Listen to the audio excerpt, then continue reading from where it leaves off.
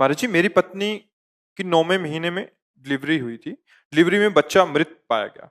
पेट में बच्चे की बीमारी के बारे में डॉक्टर ने 6 महीने पहले ही बता दिया था। परंतु हमने प्रभु पर विश्वास करके या उन पे कि बच्चा जैसा भी होगा ठीक होगा। मेरा प्रश्न महाराज जी ये है कि मेरे साथ जो हुआ क्या इसमें भी कुछ अच्छा ही हुआ या कोई मेरा प्रारब्ध का फल था? इसके साथ देखो, ही उस बच्चे की आत्मा के लिए। इसमें आप अक्षरशः सत्य समझना। जिसको आज का सत्संग तो सुना सुना जी था, सुना था। हाँ, जिसको जितने मिनट, जितने सेकंड, जिस योनि में रहना, उसके आगे नहीं रह सकता। ये सिद्धांत है। जैसे एक रात्रि में माँ और पिता का अंश मिलकर बुलबुला बना, उसी समय नष्ट हो सकता है। हुआ 3 महीने में, वो उसमें नष्ट हो सकता है। या 9 महीने में, वो उसमें नष्ट हो सकता है। या बाहर आके नष्ट हो सकता है। या 100 वर्ष जी के नष्ट हो सकता है। अब उसकी जितनी आयु है, आपका जितना संसर्ग है, उतने ही मिनट का रहेगा, उतने से। वो माँ के गर्भ में केवल इतने दिन के लिए आया। तत्काल एक भागवतिक प्रसंग है, जब अष्टवसु वशिष्ठ जी ने उनको शाप दे दिया था। आपको पता ना क्यों दिया था? आ, हम आपको सारांश में बता देते हैं। एक बार अष्टवसु भ्रमण करते हुए जा रहे थे, तो वशिष्ठ जी के आश्रम में नंदिनी जी विराजमान थी, जो गाय के रूप में थी। वो बहुत सामर्थ्यशाली थी। मतलब नंदिनी जी का मतलब है विश्व का जो सुख चाहो वो सब प्रदान कर दे। उनका जो दूध पी ले वो अमर हो जाए, बड़ी महिमा थी। तो उनमें से एक जो वसु थे, उनकी पत्नी ने कहा, मृत्यु लोक में एक हमारी मित्र है राजकुमारी, अगर हमको इसका दूध मिल जाए और उसको पिला दूं तो अमर हो जाएगी। तो उनका ऐसे कैसे दूध, बछड़ा वहां, अगर वशिष्ठ जी आ गए तो सामर्थ्यशाली ऋषि तत्काल साप दे देंगे, तो उनका फिर चुरा लो गाय को। तो इतने महान देवताओं में भी श्रेष्ठ वसु होते हैं। प्रेरणा ऐसी हुई कि उन्होंने ऐसी गलती कर दी, गाय चुरा ली। जब वशिष्ठ जी आए और देखा कि गाय नहीं है, तो ध्यान के द्वारा देखा, अरे, इन देवताओं में श्रेष्ठ वसुओं में ऐसी मानुष बुद्धि कैसे आ गई? ये चोरी आदि करना तो मनुष्य बुद्धि में होता है, देव से भी श्रेष्ठ वसुओं में नहीं। तो उनका, इनको दंड चाहिए अब, क्योंकि दंड के अधिकारी सामने प्रकट हो गए। और कहा, कहाँ? और वो सब डर गए। बोले, जाओ तुम मृत्यु लोक में मनुष्य रूप में जाओ, जन्मो। तो 7 चरणों में गिर गए और कहा, भगवान मेरा कोई दोष नहीं, बस मैं केवल संग में था। तो उनका, जन्मोगे तुरंत मर जाओगे। लेकिन 8वें से कहा, तुम विवेकवान होते हुए भी गलत सलाह का अनुमोदन किया, इसलिए तुम्हें पूरा जीवन मृत्यु लोक में रहना पड़ेगा। तो उन्होंने कहा, भगवान एक बात मैं मांगता हूं कि वहां मैं अखंड ब्रह्मचारी बन के रहूं, मुझे संयोग किसी का प्राप्त ना हो, क्योंकि जिसके कारण मैं ऊपर से जा रहा हूं वो संयोग मुझे प्राप्त ना हो। तो उनका, तथास्तु ऐसा ही हो। अब ऐसे वसुओं को गर्भ में कौन धारण करे? तो माँ गंगा। तो आपको पता है होगा चरित्र, कि जो ही बालक प्रकट होता था, आके गंगा जी में डाल के डुबो देती थी। जब 8वें का हुआ तब शांतनु जी को रहा नहीं गया। उनका, तू कौन है? ऐसी मैं किसी भी स्त्री के हृदय को नहीं देखता कि अपने नवजात शिशु का वध कर दे गंगा में जाके। तू कौन है? स्त्री है या कौन है तू? और ये उन्होंने शर्त रख दी, जिस दिन पूछ लिया कौन हो, क्या कर रही हो, उसी दिन मैं आपसे अलग हो जाऊंगी। तब बताया कि मैंने पहले तुम्हें इसीलिए नहीं बताया कि तुम्हारी हिम्मत नहीं होती हमारी तरफ देखने की, मैं जगत को पावन करने वाली गंगा हूं। होश उड़ गए कि अभी जो पत्नी रूप में थी, ये साक्षात भगवती गंगा जी।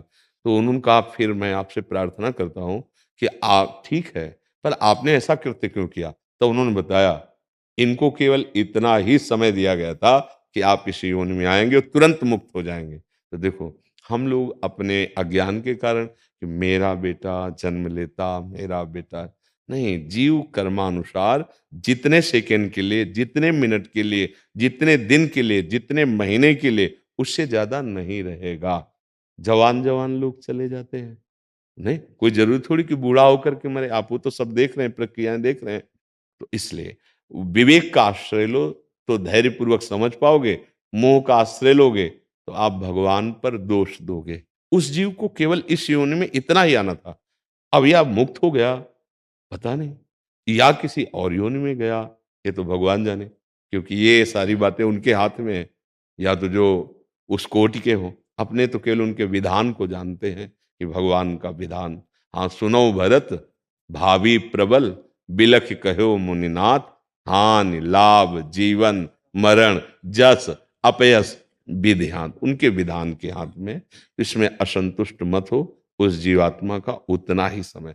और कहीं ना कहीं हमारे कर्म होते हैं, हमारे कर्म का संयोग बना, तभी तो जीवात्मा इतने दिन के लिए आया और हमें क्षोभ पैदा कर दिया। माँ को कष्ट हुआ, हृदय को कष्ट हुआ, आशा हमारी छेदन हुई। हमारी आशा थी कि हमारे कुल परंपरा को चलाने वाला बालक, ये हमारे कर्मों से ही होता है। एक दिव्य महापुरुष के वचन से हम आपको बता रहे हैं कि एक दो मित्र थे, वो अपने नगर से मानो बंबई गए कमाने के लिए। अब बड़ी मेहनत करके पैसा कमाया, धीरे धीरे और पैसा बढ़ाया, फिर उन्होंने एक होटल खोल लिया, बहुत जोर का होटल चलने लगा। अब करोड़ों रुपए का मालिक। तो उसके मित्र का मन बदल गया कि जा, अगर ये मित्र मर जाए तो पूरे प्रॉपर्टी का मैं अधिकारी। उसने अब मित्र के साथ विश्वासघात, जहर खिला दिया, वो मर गया। सारी प्रॉपर्टी बेची, खूब जमीन गांव में खरीदी, व्यापार बढ़ाया। अब गांव में जब पूछा कि तुम्हारे साथ जो मित्र गया था, तो उनका वो तो रास्ते से ही अलग हो गया था, हमें उसके विषय में कुछ नहीं पता। अब वहां गांव के लोग थोड़ी बंबई में देख रहे थे, लेकिन जो देख रहा था वो रचना कैसी रचता है। अब ब्याह हुआ, कुछ दिन बाद गर्भ रहा, बढ़िया पुत्र पैदा हुआ। अब तो खुशी ही खुशी। उसको देखो, अधर्म का परिणाम बाद में समझ में आता है, पहले इतना मीठा लगता है कि उसको मारा तो देखो कितना मंगलमय हो गया। जमींदार हो गए, व्यापार बढ़ गया, ब्याह हो गया, पुत्र हो गया। अब पुत्र स्वस्थ और इतना लुभावना कि माता पिता दोनों आकर्षित उस पर।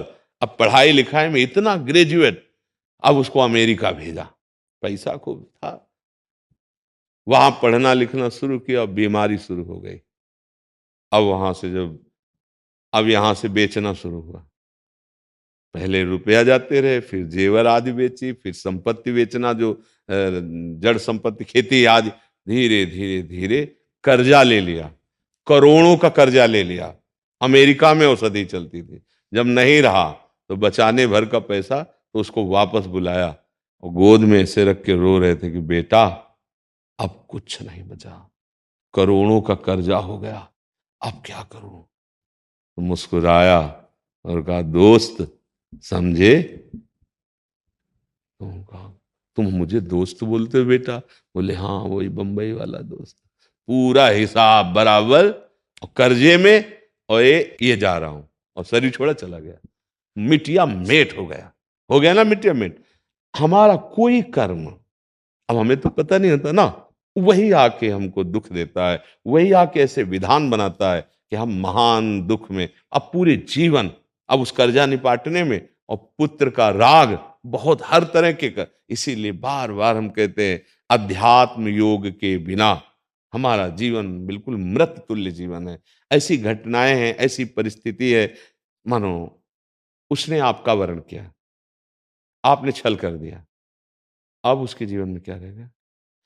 आपने उसका वरण किया, उसने छल कर दिया, अब आपका जीवन। कितने यहाँ घटना आती है कि प्रेम विवाह हुआ था, उन्होंने आत्महत्या कर ली, उनको धोखा मिला, चाहे दोनों पक्ष में किसी का।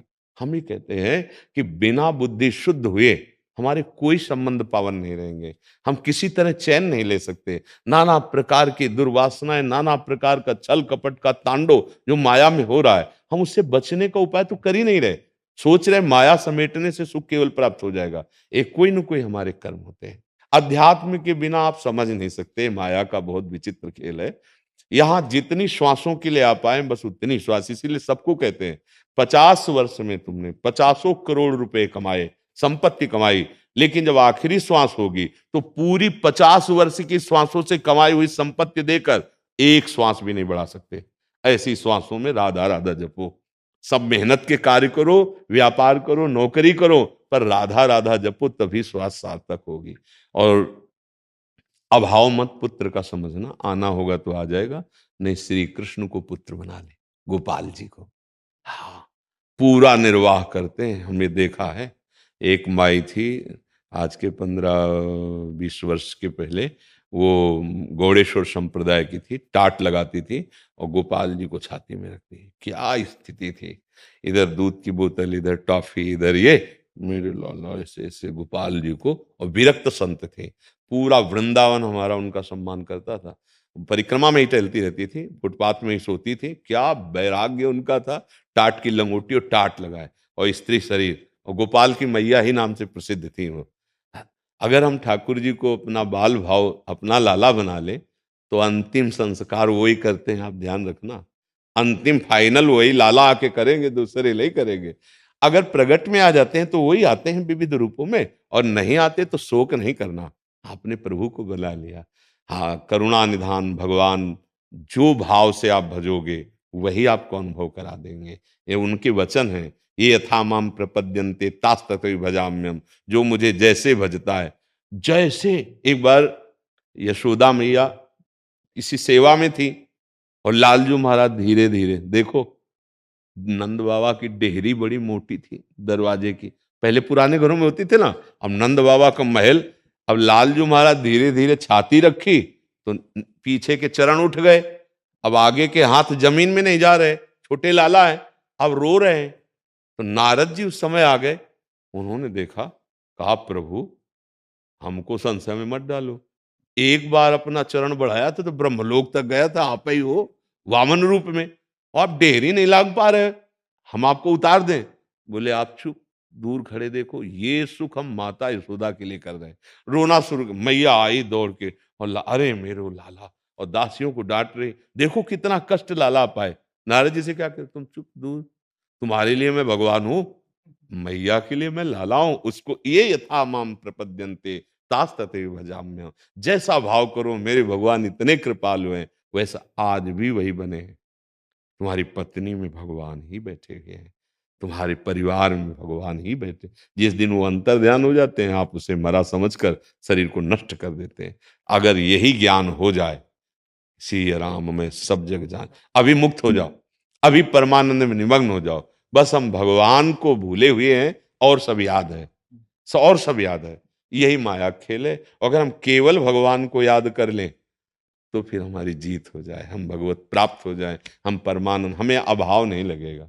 आपको सच्ची कहते हैं, जैसे बचपन से भगवान के मार्ग में चले ना, पिता माता भाई रिश्ते नाते जितने प्यार हैं, वो सब प्रभु से मिले हैं।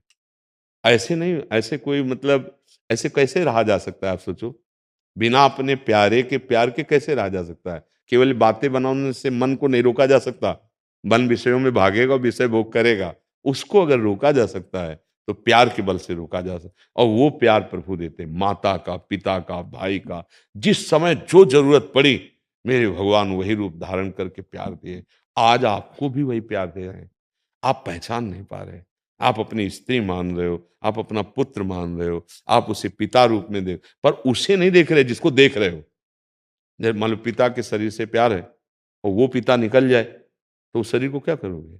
मतलब उसी से प्यार कर रहे थे, पर हमें ये ज्ञान नहीं है। अगर ये ज्ञान करके प्यार करो, जड़ चेतन जग जीव जत सकल राम में जान, अभी मुक्त हो जाओगे, अभी आनंद आने लगे। ये अध्यात्म आनंद के लिए है। हाँ, कभी शोक मत करो, आना जाना यहाँ का क्रम है। आना जाना मिटाना ये मनुष्य जीवन का कर्तव्य है। अगर इस कर्तव्य का पालन कर लिए तो निहाल हो जाओगे। ठीक है, शोक मत करना, क्योंकि यहाँ यही माया प्रसाद में देती है। शोक दुख चिंता भय अशांति यही देती है। महाराज जी उसको आया तो था वो, मैं महाराज जी उसकी आत्मा के लिए शांति के लिए कुछ, जैसे उसको अभी दूसरे जीव में मिल गया हुआ तो ठीक है, अगर जैसे नहीं हुआ हुआ तो शांति के लिए। मालिक है ना प्रभु, ये सारा खेल उनका है।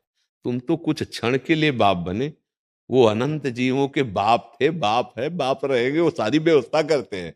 अब आपको अगर पिता होने के भाव से लगता है तो आप नाम जप करो और उस जीवात्मा को दे दो, जहां भी होगा एकदम पावर से उसका मंगल होना शुरू हो जाएगा। उसके लिए गौ सेवा, संत सेवा, पशु पक्षी सेवा में अपने पास जो है 10 रुपए है, हम 10 रुपए दे देते, और उसका फल उसको प्राप्त हो जाएगा।